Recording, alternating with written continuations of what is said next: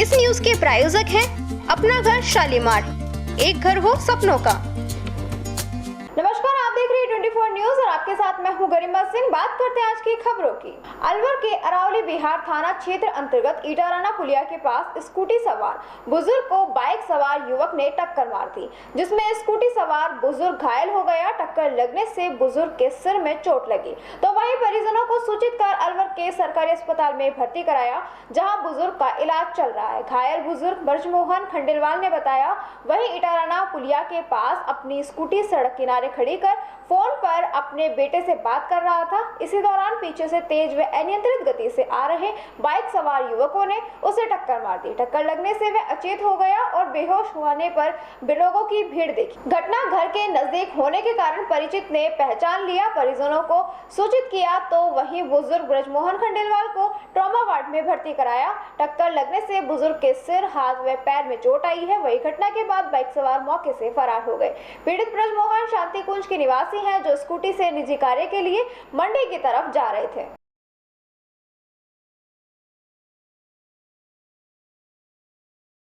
वो क्या नाम है आपका? ब्रजमोहन खंडेलवाल।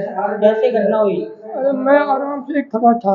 अच्छा। टेलीफोन से बात कर रहा था मेरे लड़के से, एक्टिवा पे खड़ा था, यूं खड़ा था आराम से जमीन में पैर रख करके।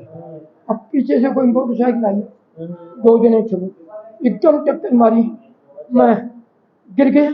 फिर मुझे क्या हो गया, इतने में 5-7 आदमी थे, उठा लिया, ये खून आ गया ये सारा। तो कहाँ की घटना ये ईटाराना फाटक, ईटाराना पुलिया। कहाँ के निवासी हो आप? यही शांति कुंज शांति मंडी जा रहा था। मंडी जा रहे थे? मंडी में क्या नाम है आपका? ब्रजमोहन खंडेलवाल। वो फरार हो गए टक्कर देके? फरार हो गए टक्कर देके? फरार क्या हो गया, लोग बाग खड़े थे, उसको भेज दिया कि जाके।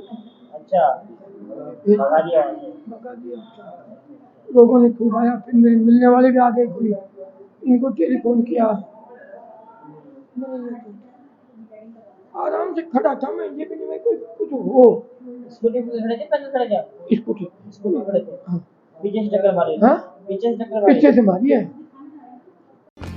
इस न्यूज के प्रायोजक हैं बहुरानी ब्रांड, पहचान स्वाद और शुद्धता की।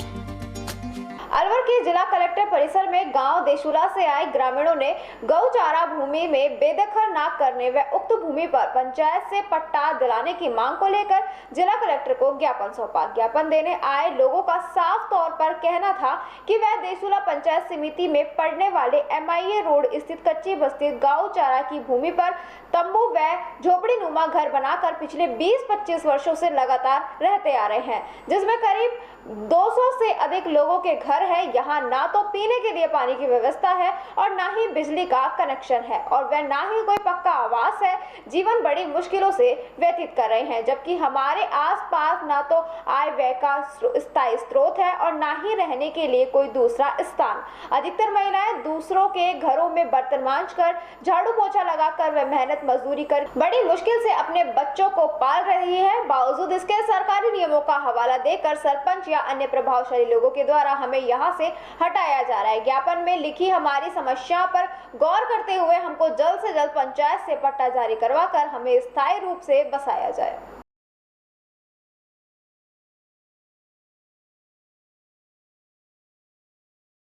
जी बताइए, कहाँ से आए हैं? कौन हम आए कच्ची बस्ती से।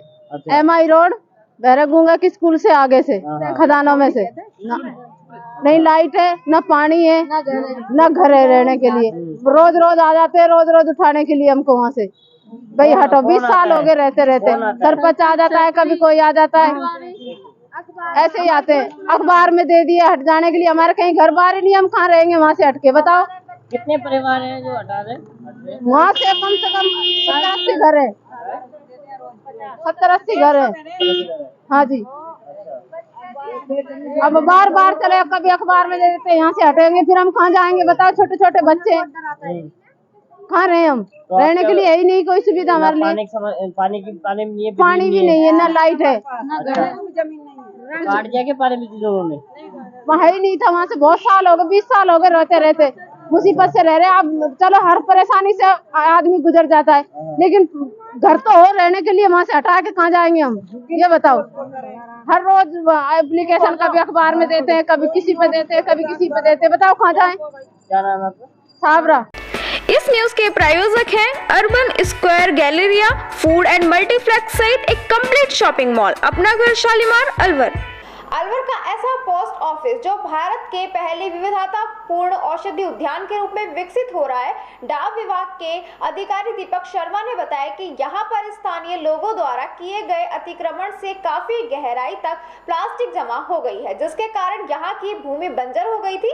शराबियों द्वारा फेंकी बोतलों के टुकड़े, लोगों द्वारा फेंका गया कूड़ा कचरा व गंदगी को डाक कर्मचारियों के संयुक्त प्रयासों से पूरी तरीके से मुक्त किया गया। दीपक ने बताया कि प्रारंभ में इस उद्यान में शमी का वृक्ष लगाया गया जो शांति का सूचक है। इसके बाद इस उद्यान में हेतु पौधे पतंजलि, हरिद्वार, ऋषिकेश केंद्रीय औषधि व पौधा सुगंध स्थान लखनऊ से लाए गए। वर्तमान में इस उद्यान में लगभग 85 प्रकार के औषधीय पौधे, लताएं व वृक्ष विकसित किए जा रहे हैं। हर्बल गार्डन में 12 प्रकार की तुलसी की किस्में, जिसके अलावा आंवला, फलसा, छोटे अरंड, लहसुन, रीठा, अर्जुन तेजपत्ता, अशोक, चीकू, लीची, एलोवेरा, अश्वगंधा, लेमन ग्रास, काली मिर्च, इलायची, वैजंती, लौंग, छुई हुई, अजवाइन, जख्म बेल व अन्य औषधि पौधे व क्रिप्सर विकसित हो रहे हैं। इसका मूल उद्देश्य ये है कि जो नर सेवा है और नारायण सेवा है, कोविड के दौरान हुई मौतों के बाद में हमारे मन में अंतर्ध्यान में एक विषय ये आया है कि किसी व्यक्ति के जीवन को हम किस तरह बचा सकते हैं।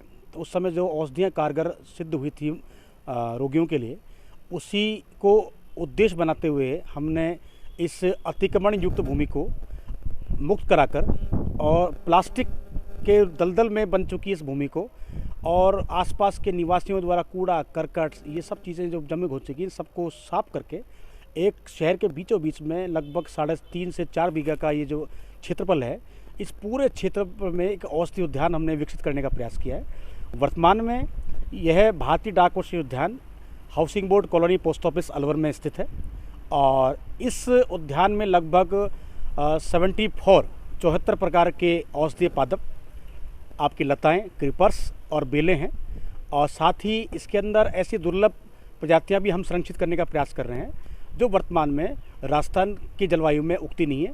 इन सभी पौधों का संकलन हमारे द्वारा पतंजलि हरिद्वार, ऋषिकेश और पौधा सुगंध संस्थान ICMR लखनऊ से हम ट्रांसजेनिक प्लांट्स लाके हमने यहाँ विकसित करने का प्रयास किया है। बड़ी खुशी और प्रसन्नता का विषय ये है कि इस क्लाइमेट में भी ये पौधे बड़ी खूबसूरती से विकसित हो रहे हैं। वर्तमान में हमारे पास में 12 प्रकार की तुलसियाँ हैं और एलोवेरा, पतचट्टा, पुत जीवक, अजवाइन, लौंग और बड़ी हरड़, छोटी हरड़ और काफ़ी प्रकार के ऐसे औषधीय पादप हैं जो वो दुर्लभ प्रजाति के हैं और मानवीय रोगों के में बहुत ही फायदेमंद हैं। हमारी कोशिश यही है कि एक शहर के बीचों बीच में एक ऐसा औषधि उद्यान, एक ऐसी विस्तृत श्रृंखला विकसित हो जिससे आमजन को अधिकतम फायदा हो। क्या नाम है सर आपका? दीपक शर्मा। इस न्यूज के प्रायोजक हैं क्योरवेल डायग्नोस्टिक सेंटर। खैरगढ़ पिछले पखवाड़े में शहर के हेमू कलानी चौक पर फल विक्रेता के मारपीट करने के मामले में संयुक्त व्यापार महासंघ का शिष्टमंडल अध्यक्ष ओम प्रकाश टोका के नेतृत्व में डीएसपी से मिला। रविवार को स्थानीय पुलिस थाने पर आए डीएसपी जयप्रकाश बेनीवाल से मिले शिष्टमंडल ने भेंट कर फल विक्रेता पर सामूहिक हमला करने के मामले में शेष आरोपियों की गिरफ्तारी करने की मांग की। इस मामले में पुलिस द्वारा मुख्य आरोपी मुनेश को पूर्व में गिरफ्तार किया गया था। शिष्टमंडल ने आरोपी पक्ष की ओर से दर्ज कराई गई प्राथमिकी की झूठा बताते हुए गहन जांच कर एफआईआर लगाने की भी मांग करते हुए कहा कि घटनास्थल पर लगे सरकारी व निजी सीसीटीवी कैमरे की फुटेज देखने से सच्चाई सामने आ जाएगी। इसी दौरान जाटो समाज का भी एक शिष्टमंडल पूर्व डीएसपी से मिलने पहुंचा, जहां महासंघ के शिष्टमंडल के साथ में बैठा। उन्होंने भी निष्पक्ष जांच कर कार्रवाई करने की मंशा जताई। इस अवसर पर खैरकल के थानाधिकारी अंकेश कुमार भी मौजूद रहे। डीएसपी जयप्रकाश बेनीवाल ने शिष्टमंडल को बताया कि मामले में निष्पक्ष जांच की जा रही है, जिसमें किसी भी निर्दोष पर कार्रवाई नहीं की जाएगी और दोषियों को नहीं बख्शने का भरोसा दिलाया।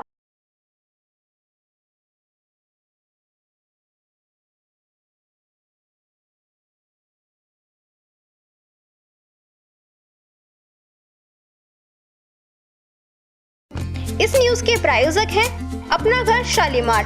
एक घर हो सपनों का। अलवर में लगातार गो तस्कर द्वारा गो तस्करी की घटनाओं को रोकने के लिए आज हिंदू वाहिनी संगठन के लोग जिला कलेक्टर कार्यालय पहुंचा और जिला कलेक्टर कार्यालय के बाहर नारेबाजी करते हुए विरोध प्रदर्शन किया और गो तस्करों पर लगाम लगाने के लिए पुलिस अधीक्षक को ज्ञापन सौंपा गया। हिंदू वाहिनी जिला अध्यक्ष निर्मल सुरा ने बताया कि अभी 4 दिन पूर्व गोपाल टाकिज और मन्नी का बड़ अम्बेडकर नगर के समीप से गोपालकों की करीब 8 से 10 दुधारू गायों को गो तस्कर पिकअप में भरकर ले गए। उन्होंने बताया कि जब गो तस्कर शहर में गायों को उठाने के लिए आते हैं और गायों को जब पिकअप में लोड करते हैं तब समय लगता है, लेकिन ऐसे में पुलिस प्रशासन किस तरह गश्त कर रहा है। उन्होंने कहा अगर पुलिस प्रशासन चाहे तो गाय तो दूर की बात एक सुई भी शहर से बाहर नहीं जा सकती। पहले गो तस्करी की घटनाओं पर अंकुश लगा था, लेकिन अब दोबारा से गो तस्करी की घटनाएं बढ़ चुकी हैं। ऐसे में पुलिस प्रशासन को रात्रि के समय गश्त व्यवस्था बढ़ानी चाहिए। उन्होंने कहा कि इस मामले को लेकर पुलिस अधीक्षक से जब वार्ता की गई तो उन्होंने कहा कि पुलिस के आला अधिकारियों की बैठक कर सभी को निर्देशित किया गया कि अपने अपने क्षेत्र में गश्त करें और पुलिस नाकों पर स्टाफ लगाया गया। वहीं विश्व हिंदू गौ रक्षा से जुड़े रामलाल ने बताया कि नाम नहीं ले रही है, गो तस्कर शहर में गायों को भरकर ले जा रही है। ऐसे में पुलिस प्रशासन मूर्खदर्शक बनकर बैठा हुआ है। रात्रि के समय शहर में पुलिस की गश्त व्यवस्था बदलनी चाहिए जिससे कि गो तस्करों पर अंकुश लग पाए।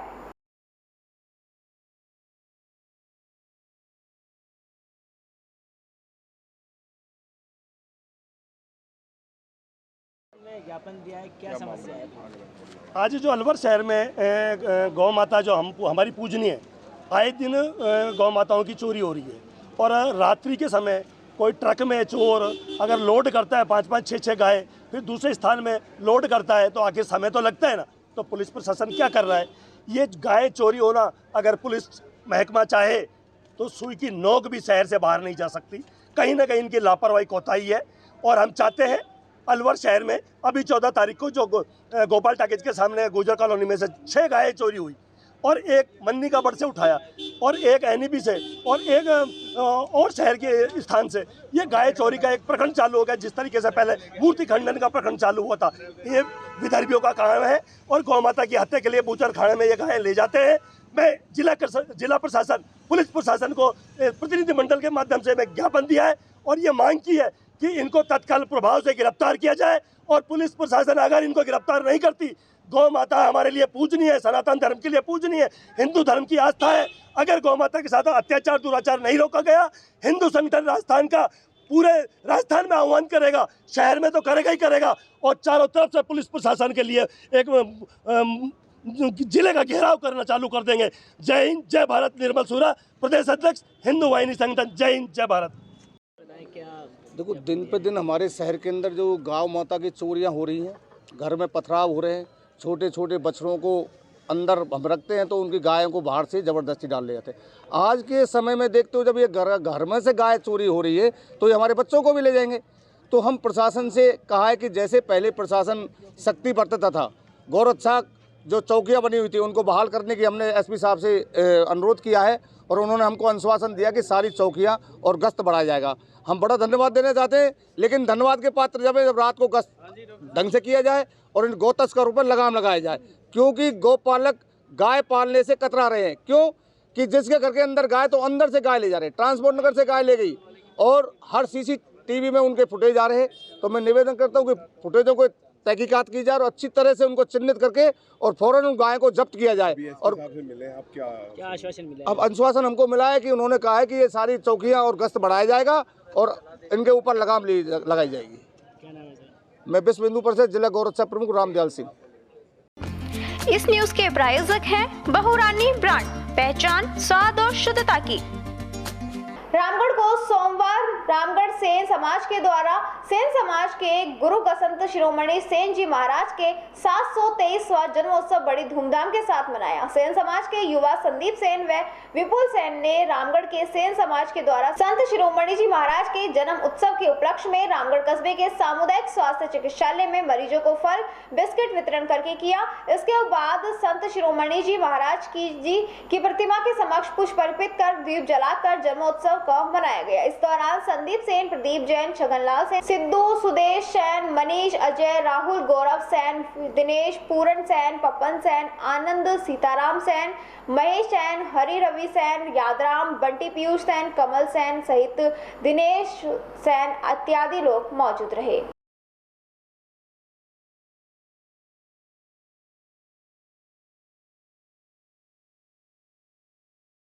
सैन जी महाराज के 723वें जन्मोत्सव पर आज हमने रामगढ़ के सामुदायिक स्वास्थ्य केंद्र में फल व बिस्कुट वितरित किए।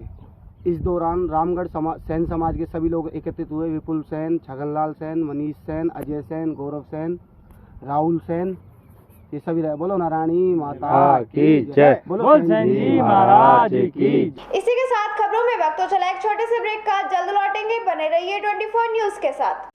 इस न्यूज के प्रायोजक हैं अपना घर शालीमार, एक घर हो सपनों का। अलवर वासियों के दिल में अपनी अलग पहचान बना चुके त्रिहान ग्रुप खास आपके लिए लेकर आए हैं नगर विकास न्यास अलवर द्वारा अनुमोदित अलवर की बेहतरीन अफोर्डेबल आवासीय योजना, जिसमें आपके लिए उपलब्ध है सुरक्षित जीवन शैली, वो भी सिर्फ नाम मात्र की कीमतों में। कोई भी मन बनाने से पहले साइट विजिट जरूर करें, क्योंकि फ्लैट की कीमत है सिर्फ 5,15,000 रुपए से शुरू। अलवर भिवाड़ी मेगा हाईवे पर स्थित ये टाउनशिप आपके लिए पूरी तरह से सेफ है, जहां आपको मिलेंगी चौड़ी सड़कें, हरे भरे गार्डन, मंदिर और गुरुद्वारा। तो जल्दी कीजिए, सीमित फ्लैट्स उपलब्ध।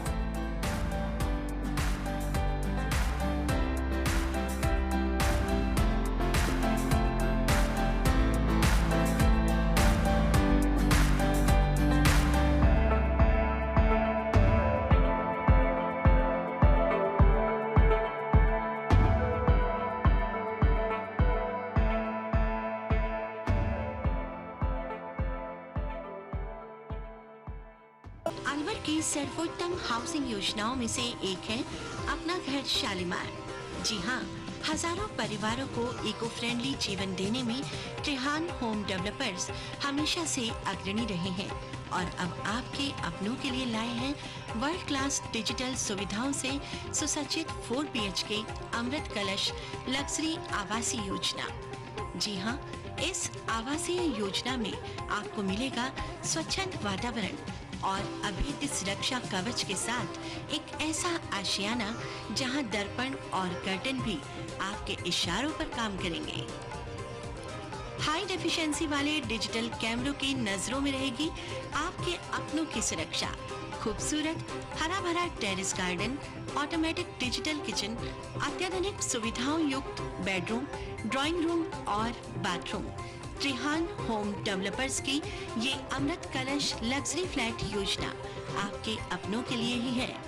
वर्ल्ड क्लास 4 BHK आशियाने की खूबियों को जानने के लिए आज ही विजिट करें अमृत कलश अपना घर Shalimar luxury residence near Telco circle, Alwar, Rajasthan. Contact number Ashok Saini 9672011113। Alwar district first 3 Tesla MRI and first 32 slice CT scan are also available only at Curewell Diagnostic Center. Curewell Diagnostic and Imaging Center, a complete medical house of latest technology now in Alwar. We are providing all types of investigations for many diseases with reliable results. In this series, digital X-ray, 4G ultrasound, color Doppler, colored sonography, echography, video ECG and thyroid tests are conducted in advanced technology with latest medical equipments.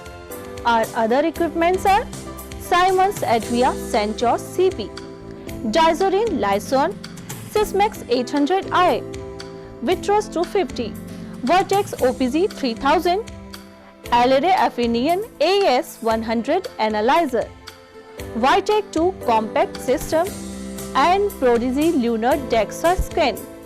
A well-qualified and dedicated doctors team is working for their patients for 24 hours in Curewell Diagnostic Center. Dr. S.K. Sharma, Dr. Ran Vijay Singh, Dr. Vinod Kumar Sharma, Dr. Shakti Singh, Dr. Varsha Jain, Dr. Vijendra Kumar Meena. Our main centers are Curewell Diagnostic Center, Lakhandawala Kua, Curewell Imaging Center, Divi Camp Building, opposite Government Children Hospital. Our other branches, Curewell Diagnostic Center, Kala Kua, Alwar.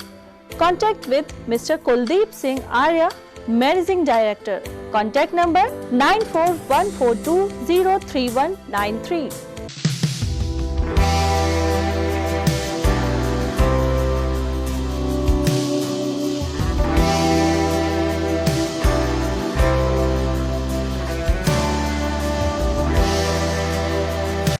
इस news के प्रायोजक हैं अपना घर शालीमार, एक घर हो सपनों का। ब्रेक के बाद आपका फिर से स्वागत है और बात करते हैं अगली खबर की। गोविंदगढ़ कस्बे स्थित गुरुद्वारा श्री गुरु नानक दरबार में सोमवार को खालसा पंथ का स्थापना दिवस सज्जना दिवस मनाया गया। इस अवसर पर गुरुद्वारा श्री गुरु नानक दरबार जी से नगर कीर्तन यात्रा निकाली गई। पंच प्यारों की अगुवाई में गंगा मंदिर से मुख्य बाजार से होते हुए रामगढ़ मोड़ बस स्टैंड पहुंची, जहां से भगत सिंह चौराहा से अग्रसेन सर्किल होते हुए गुरुद्वारा पहुंची, जहां गुरुद्वारा श्री गुरु नानक दरबार जी में समापन हुआ। यात्रा के दौरान बाबा शाहिद बंदा सिंह बहादुर गतका पार्टी गोविंदगढ़ द्वारा बड़े ही हैतरत अगंज का कारनामा दिखाकर संगत मनमोह लिया। आकर्षक ढंग से फूलों से सजाए गए रथ पर पुष्पों से सुसज्जित पालकी साहिब में गुरु ग्रंथ साहिब जी विराजमान थे। गुरु ग्रंथ साहिब का जगह जगह पुष्प वर्षा कर स्वागत किया गया। प्रधान गुरु सेवक सिंह ने बताया, खालसा पंथ सज्जना दिवस पर यह पूरे सिख जगत में बड़े ही श्रद्धा से, बड़ी सद्भावना से मनाया जा रहा है और गोविंदगढ़ में क्षेत्र में जो हमारी भाट सिख है, हर वर्ष गुरुद्वारा श्री गुरु नानक दरबार जी में पूरे सर्वत संगत के सहयोग से हर वर्ष इस पर्व का आयोजन करते हैं, जिसमें 3 दिन श्री अखंड साहिब जी का पाठ होता है।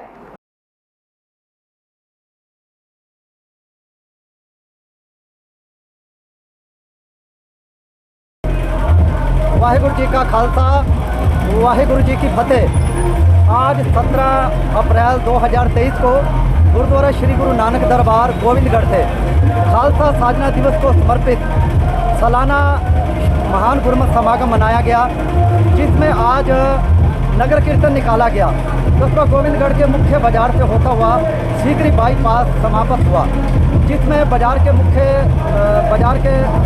द्वार के अंदर में हर समाज के लोगों ने नगर कीर्तन का स्वागत किया और प्रसाद। आज कस्बे में जो नगर कीर्तन निकाला गया और जो आयोजन हो रहे हैं उनके बारे में बताएं। ऐसा है जी, आज का जो दिन है हमारे खालसा पंथ साधना दिवस के रूप में पूरे सिख जगत में मनाया जा रहा है, जो कि हमारे 10वें पातशाह श्री गुरु गोविंद सिंह साहिब जी ने जब सनातन धर्म पे मुगलों के शासन में बड़ी अति हो रही थी, बड़ा अधर्म हो रहा था, बड़े जुल्म ढाए जा रहे थे, तो गुरु गोविंद सिंह साहिब जी ने हमारा पंथ खालसा साझा था, जो कि जुल्म के साथ लड़े, जो देश में सनातन धर्म के साथ जो जास्तियाँ हो रही थी उसके सामने खुलकर उसका मुकाबला करे। और खालसा मतलब है निखालस, जो अंदर से भी अमृत में हो और बाहर से भी अमृत में हो। इसलिए जो खालसा पंथ साधना दिवस है ये पूरे सिख जगत में बड़ी श्रद्धा से, बड़ी सद्भावना से मनाया जा रहा है। और हमारे गोविंदगढ़ इलाके में जो हमारी श्री भाट सिख संगत है वो हर साल गुरुद्वारा श्री गुरु नानक दरबार जी में पूरे सर्वत संगत के सहयोग से हर साल इस महागुरुपुरब का आयोजन करते हैं, जिसमें 3 दिन श्री अखंड पाठ साहिब जी का पाठ होता है, मध्य साहिब जी के भोग होते हैं और अपने सदगुरु श्री गुरु ग्रंथ साहिब जी की अगवानी में पंच प्यारे साहिब जी पूरे गोविंदगढ़ में नगर कीर्तन निकालते हैं, जिसमें हमारी बहन बेटियां, हमारे नौजवान भाई, हमारी संगत गुरु का यशगान करती है। गुरु ग्रंथ साहिब जी का पूरा अदब होता है और सारी ही जाति धर्म के लोग हमारे गुरु ग्रंथ साहिब जी का सम्मान करते हैं। हमें अपने आप में हम लोग बड़े प्राउडेड हैं कि हम गोविंदगढ़ के वासी हैं और गोविंदगढ़ में सदा ही खालसा पंथ जो है वो चढ़ती कला में है और चढ़ती कला में रहेगा। पूरे गोविंदगढ़ वासियों का, पूरी सरबत संगत का और इलाके की सिख संगत का हम तहे दिल से धन्यवाद करते हैं। वाहिगुरु जी का खालसा, वाहिगुरु जी की फतेह। इस न्यूज के प्रायोजक हैं बहुरानी ब्रांड, पहचान स्वाद और शुद्धता की।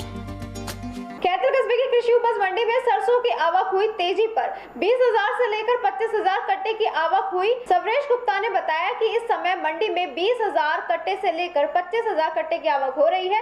इस समय सरसों मुंडावर, हरसोली, कोट कासिम, घाटला, परिषद, किशनगढ़, बेल्ट, कादर, नंगला, ततारपुर चौराहा, इस्लामपुर, जटोला, कोटपुतली, बहरोड, सोडावास, बांसुर आदि क्षेत्रों से आ रही है। इस समय सरसों के भाव कम से कम 4100 रुपए से लेकर 4600 रुपए तक बिक रही है। व्यापारी श्रीकांत गुप्ता ने बताया कि इस समय सरसों के कट्टे 18,000 कट्टे से लेकर 26,000 कट्टे आ रहे हैं। इस समय सरसों Kishangarh belt, Kot Kasim belt, Mundawar belt, Tatarpur चौराहा, घाटला, परिषद, चिंदोली से आ रही है। इस समय सरसों के भाव कम से कम 4,550 से लेकर 5,250 रुपए तक सरसों के भाव रहे हैं।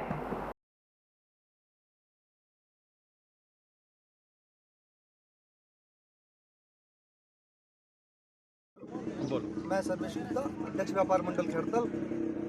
ये सरसों कहाँ किस किस क्षेत्र से आ रही है?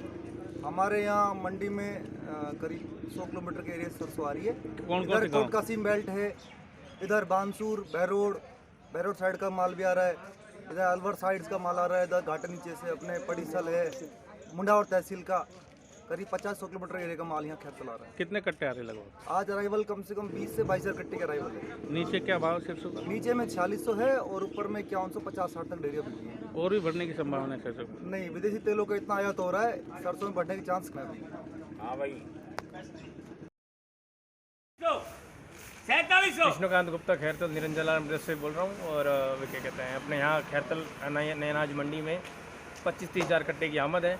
मुंडावर बेल्ट, बहरोड बेल्ट और अपने कोट कासिम 84 की बेल्ट से माल आ रहा है चारों तरफ से। और नीचे में सरसों आज 4550 से लेके 5200 रुपये तक बिका है। इस न्यूज के प्रायोजक हैं क्योरवेल डायग्नोस्टिक सेंटर। पूर्व केंद्रीय मंत्री व अलवर के पूर्व सांसद जितेंद्र सिंह माफिया अतीक अहमद को गोली मारने की घटना के बाद कहा कि यूपी सहित पूरे देश में लॉ एंड ऑर्डर चौपट हो चुका है। अभी पूर्व राज्यपाल सतपाल मलिक ने पुलवामा अटैक को लेकर सवाल करते हुए केंद्र सरकार की मंशा पर उंगली उठाई थी। भंवर जितेंद्र सिंह बोले, देश में लॉ एंड ऑर्डर फेल। कहा, केंद्र सरकार आतंकी तरह कर रही है काम। पूर्व केंद्रीय मंत्री व अलवर के पूर्व सांसद जितेंद्र सिंह ने माफिया अतीक अहमद को गोली मारने की घटना के बाद कहा कि यूपी सहित पूरे देश में लॉ एंड ऑर्डर चौपट हो चुका है। अभी पूर्व राज्यपाल सतपाल मलिक ने पुलवामा अटैक को लेकर सवाल करते हुए सरकार की मंशा पर उंगली उठाई। भंवर जितेंद्र सिंह ने कहा, सही सबको है, लेकिन सरकार ने देशभक्ति, एंटी नेशनल राष्ट्रवाद के नाम पर माहौल अलग बना दिया। लेकिन अब सरकार खुद आतंकी के रूप में काम करने में लगी हुई है। मुझे लगता है कि जब पूर्व राज्यपाल मलिक ने बयान को डायवर्ट के लिए यूपी में ऐसा किया गया, सरकार राजनीतिक रूप से फायदा लेने के लिए कुछ भी कर देते हैं। इनका असली चेहरा सामने आने लगा। पूर्व मंत्री सिंह ने कहा कि संसद में तो बीजेपी चाहती है उन बिलों पर बहस होती है ताकि पैसे वालों के लिए बिला। उन्होंने कहा, आज गंभीरता से देश की जनता को मालूम होना चाहिए और खुलासा होना चाहिए कि पुलवामा में अटैक पर सवाल खड़े हुए हैं। अब सरकार को बताना चाहिए कि मामले में उनका क्या हाथ रहा। मैं खुद भी डिफेंस मंत्रालय में रहा हूं।